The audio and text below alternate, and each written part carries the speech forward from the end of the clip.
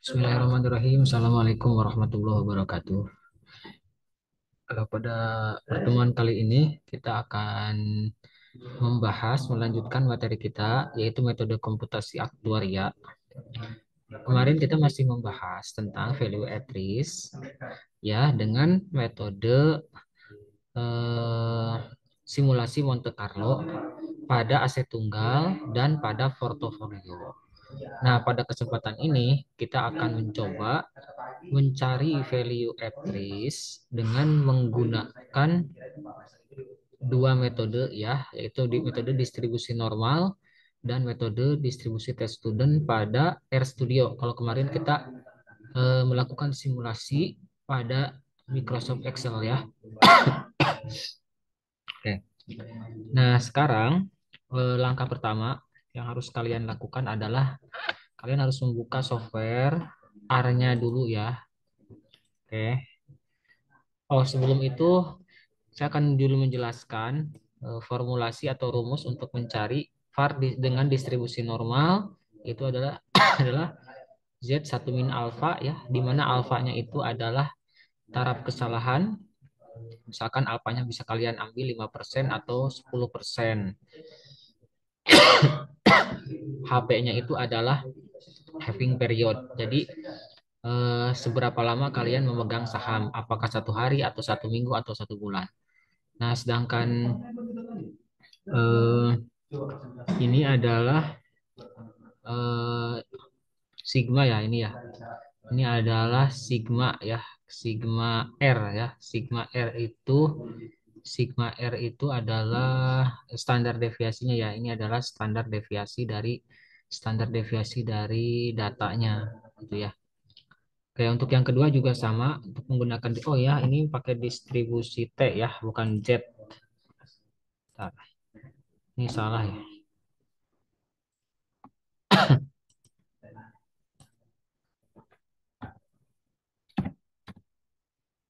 Oke. Nah, ini dengan ini distribusi T ya, seperti ini. Oke, nah sekarang kita akan mencoba untuk mensimulasikan. Ini sama ya, T1 min alfa dikali having periodnya berapa, dikali standar deviasi, tapi dikali dengan akar dari N min 2 per N. N itu banyaknya periode. Misalkan kalian 1 tahun itu sekitar 360-an. Atau panjang lah ya, panjang dari data, seberapa banyak data kalian. Oke, sekarang kita akan coba simulasikan ini dalam software R ya. Eh, ini saya sudah melakukan simulasi ini ya. Jadi kalian tinggal mengikuti aja sintak yang sudah saya buat. Cuma kalian harus menginstal ya. Kalian harus install terlebih dahulu library read XL ya. Jadi ini library read XL ini adalah library ini kabarnya guys. Alhamdulillah. Aku nggak bisa nggak online. Hah? Oh ya, oke. Kalian harus install dulu ya library readxl. Kalau saya kan udah install, jadi saya nggak perlu install lagi ya. Nah, cara nginstalnya gimana? Cara nginstalnya kalian tinggal klik tools ya, kemudian install package. Package-nya kalian kita akan install. Nah, di sini eh, package yang akan kalian install itu adalah ini ya. Kalian nanti tulis readxl. readxl. Nah, ini read XL. Nah, ini nanti langsung diinstal aja, langsung klik ini ya. Nah, kalau saya tidak klik install ini karena saya sudah menginstal ya. Jadi langsung kalian klik yang install ini. Nanti kalian tunggu prosesnya sampai selesai di bawah ini. Kalau masih running, kalian jangan dulu eh, lanjut ke step berikutnya. Jadi harus memastikan si package ini sudah terinstall di software R kalian, oke? Nah, sekarang anggap kalian udah menginstal. Nah, ini eh, kita coba ya, apakah si library-nya ini sudah terinstall di software kalian. kita run aja. Nah, kalau misalkan muncul di sini di konsol, itu berarti package readXL kalian itu sudah terinstall. Kalau masih belum berarti kalian belum berhasil ya menginstal package tersebut. Oke, kemudian nah apa gunanya sih library readXL ini? Ini adalah suatu package yang bisa digunakan untuk membaca data Excel di mana di software R ya. Jadi saya menugaskan kepada setiap mahasiswa nanti mencari satu buah data ya, satu buah data saham atau kripto terserah ya. Eh, kan kemarin kalian bisa nyari sendiri. Nah, saya di sini akan menggunakan data Ethereum ya. Oh ya, sebelumnya kalian harus bikin dulu folder ya. Kalian bikin folder secara terpisah ya di sini. Nah, di sini misalkan ada data R. Nah, ini ada data R ya. Jadi saya menyimpannya di mana di D, kemudian ada di sini ada folder data R. Nah, si file atau misalkan si data yang akan kita analisis atau data saham yang sudah kalian download itu kalian simpan di folder tersebut. Oke. Nah, setelah itu kalian coba nanti kan kalau misalkan download di investing itu ini belum terurut ya ininya ya. Sebaiknya kalian urutkan dari mulai yang terlama. Nah, jadi seperti yang sudah saya ajarkan ini dari yang terlama itu berarti nanti ini kita blok gitu ya. Kemudian kita urutkan sort sort. Nah, ini udah ya. Oke. Nah, yang return ini yang punya kalian kan belum return ya, tapi yang punya kalian tuh ceng 100%. Jadi sebenarnya ini returnnya. Jadi kalian ganti aja, nanti diedit ini dengan nama kolomnya dengan kolom return ya. Oke. Nah, sudah seperti ini. Kita close aja ya. Kita save. Nah, sekarang langkah berikutnya, oke. Ini anggap saya baru step pertama ya. Kalian kan step by step. Nah, kita akan membuat sebuah data frame yang dibaca dari data Excel yang tadi. Nah, jadi gimana cara membaca data Excel ini di R ini? Ya.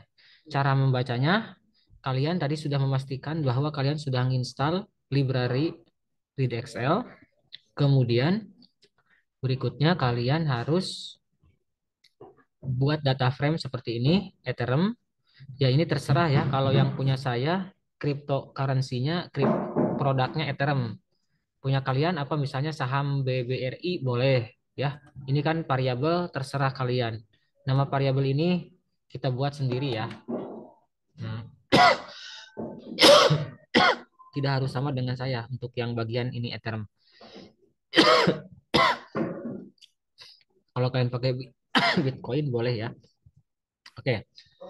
Nah, sekarang kita akan baca si Excel ini, Excel yang tadi itu.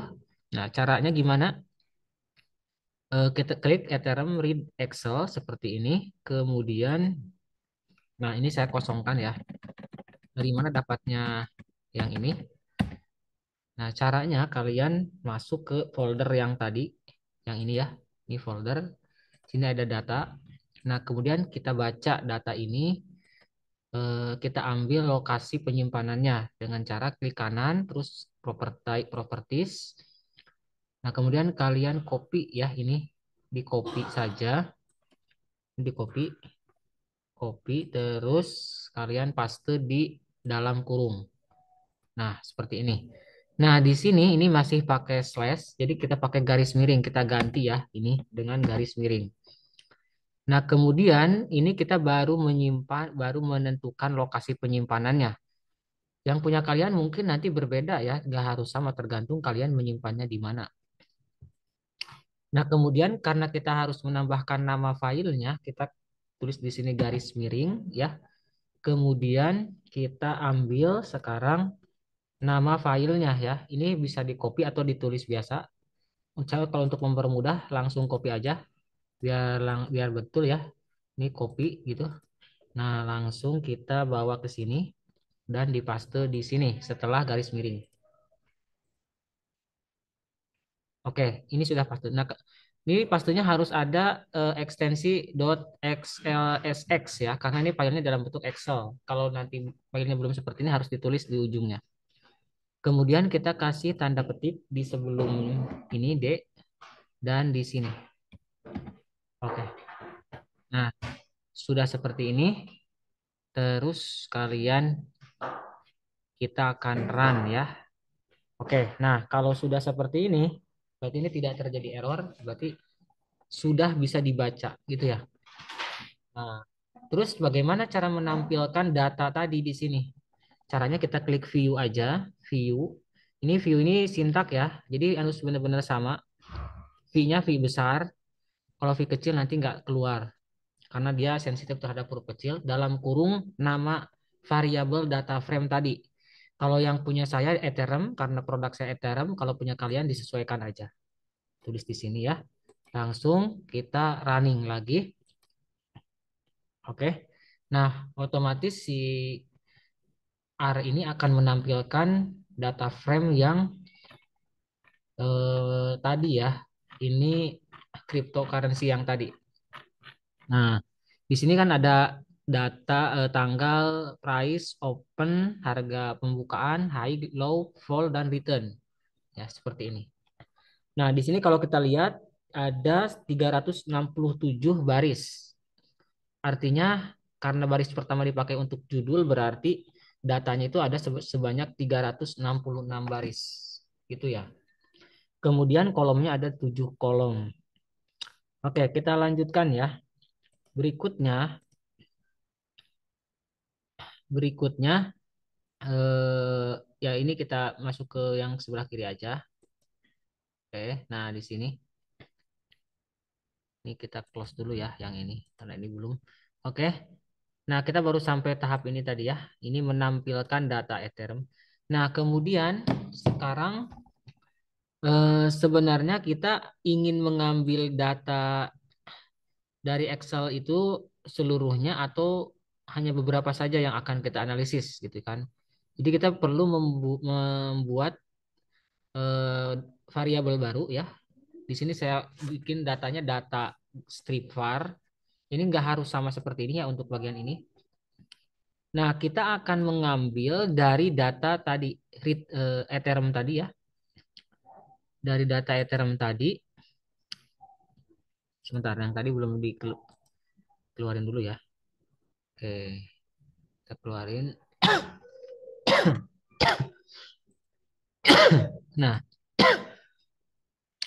dari data ini kan tidak semua kita pakai ya. Yang kita pakai itu hanya kita ambil dulu dua lah ya. Price, ini harga adjusted cost ya kalau dalam Yahoo Finance. Kalau di sini itu return.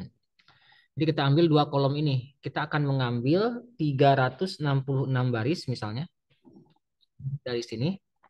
Berarti dari baris kedua ya. Dari baris kedua sampai baris ke-6. Gitu kan. Dari baris kedua sampai baris ke 367 gitu ya. Dan kolomnya kita ambil yang price sama return ya. Jadi kita ambil kolom 2 sama kolom 7. Barisnya dari 2 sampai 366. Misalnya seperti itu ya. Kalau kalian inginnya cuma 100 data ya nggak apa-apa, 100 data gitu ya. Berarti nanti kalian ngambil dari 2 sampai 101 gitu ya. Nah, sekarang kita akan masuk ke sini ya. Nah, ini kita buat data variabel baru yaitu data var. Data var ini diambil dari data Ethereum tadi. Data Ethereum tadi, tabel yang ini ya, yang sudah saya tampilkan dari baris kedua sampai baris ke 367. Ini maksudnya memakai data, mengambil data ya.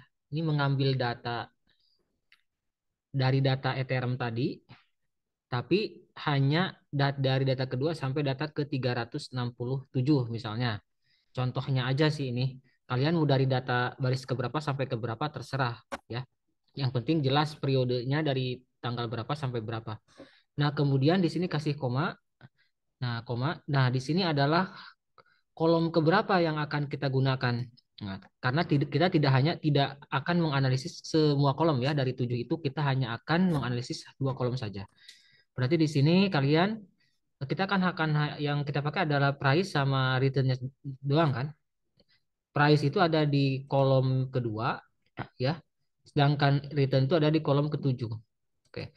Jadi kita cukup tulis 2,7. Nah, ini untuk kolom. Nah, ini hati-hati di sini karena ini ngambil data frame, jadi kita harus pakai kurung siku ya di sini. Oke, sekarang kita ambil datanya. Nah, ini sudah ya. Ini sudah terbaca di bawah, sudah ada di konsul. Coba kita panggil, kita tampilkan variabel data var yang sudah kita buat tadi. Oke. Nah, ini dia menampilkan. Nah, dengan adanya variabel baru tadi berarti kita hanya memakai dua ini aja ya. Dua dua kolom saja yaitu kolom price sama return gitu. Nah, dan ini ada 366 baris ya, ada sebanyak 366 baris ya. Data kita N-nya nanti ada 366 baris. Oke, berikutnya kita akan oh ya, dalam penghitungan value at risk kita hanya akan menggunakan data return-nya saja. Jadi dari data var tadi ada 2 kolom, kita akan gunakan data return-nya saja gitu ya. Jadi kita akan mengambil 1 kolom dari data var ini. Oke. Berarti kita harus buat variabel baru ya. Di sini kita buat variabel baru. Nah, ini eh, misalkan saya kasih nama lah return Ethereum. Jadi ini nggak harus sama ya. Nama variabelnya terserah sebenarnya. Ini kita yang buat. Return Ethereum itu adalah diambil dari data var. Nah, kalau kalian ingin mengambil seluruh baris, berarti sebelum komanya dikosongin. Ini kan untuk baris ya. Kosongin aja. Ya, berarti dengan ini dikosongin sebelah kiri koma, artinya kalian mengambil seluruh baris sebanyak 366.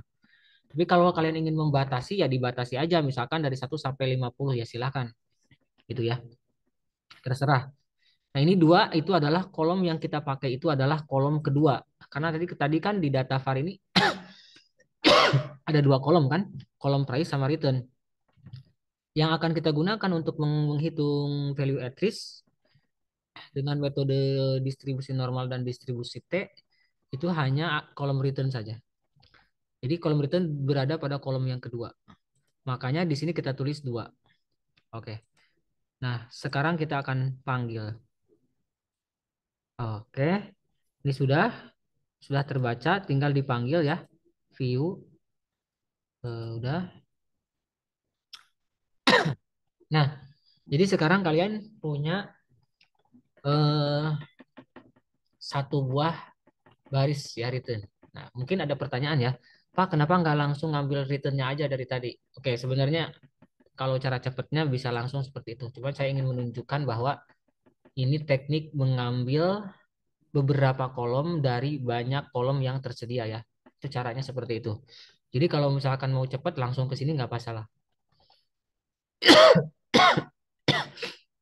Nah, perlu diketahui bahwa si return Ethereum ini ya itu dia datanya bentuknya data frame. Jadi dia bukan vektor.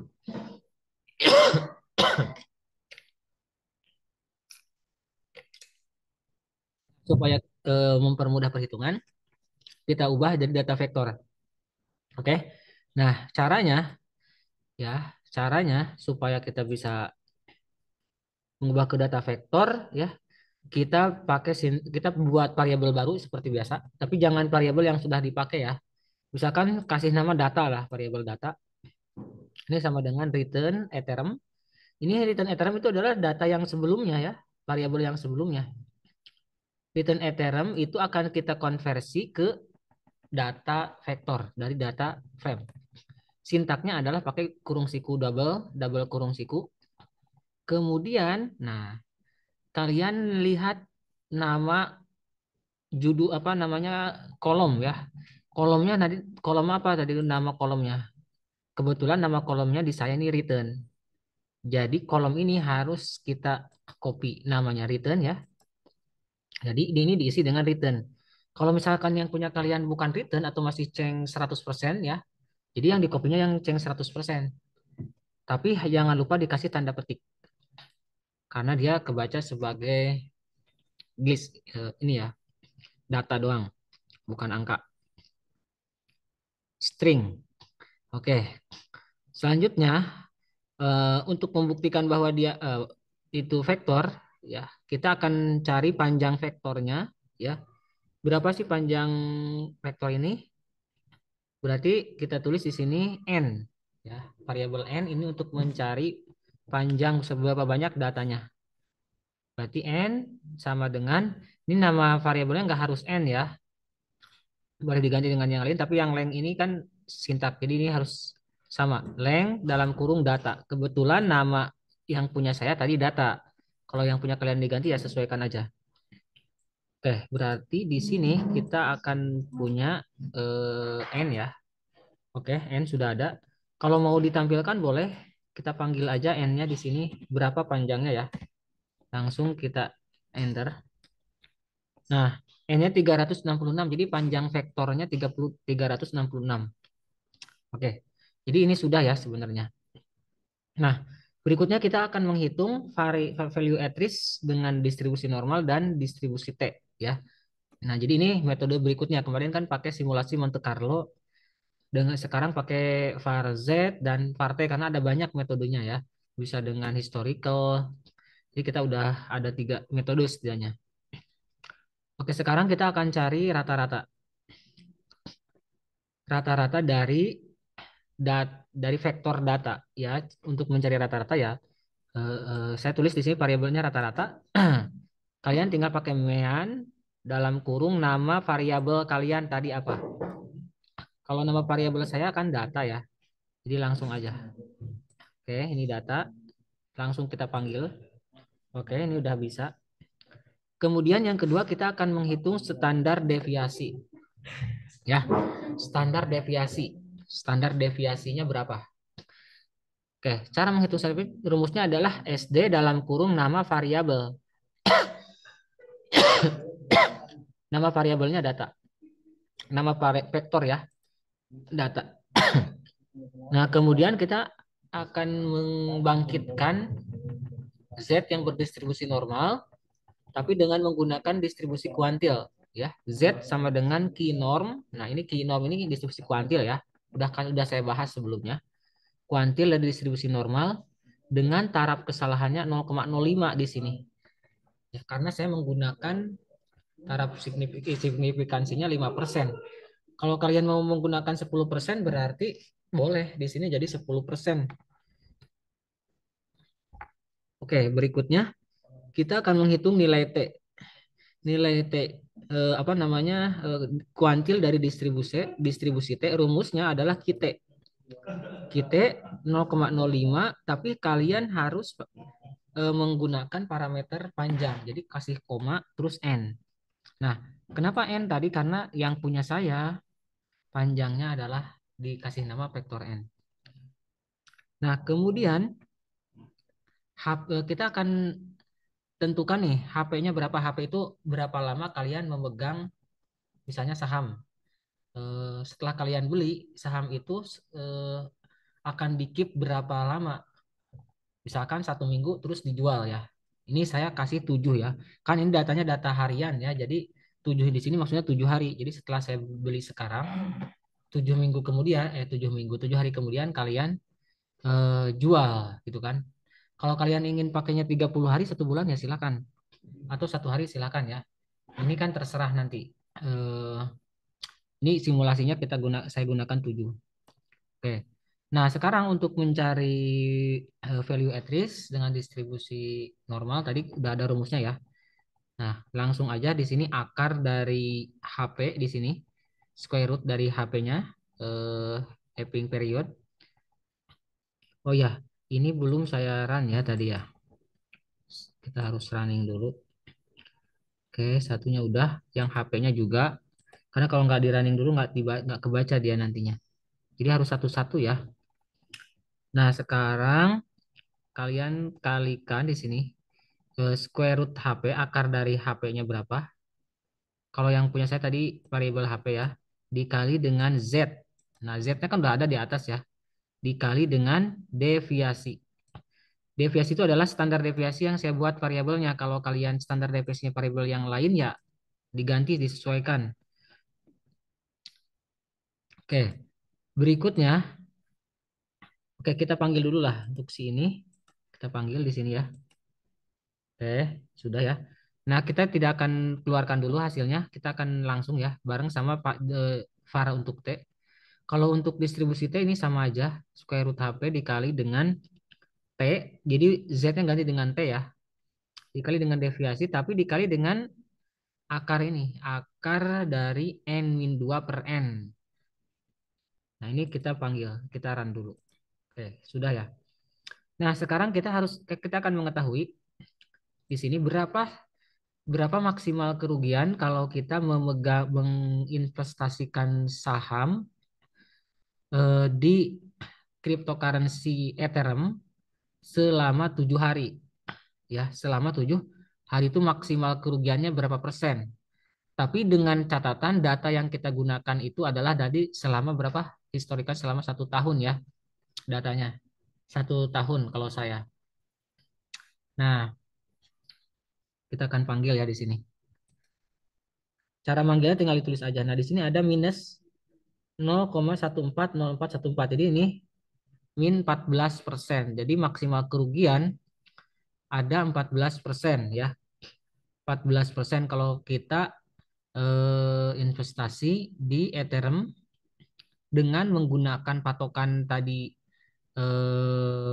performasi Ethereum ini selama 1 tahun dan kita keeping periodnya atau kita memegang sahamnya selama 7 hari maksimalnya 14% gitu ya.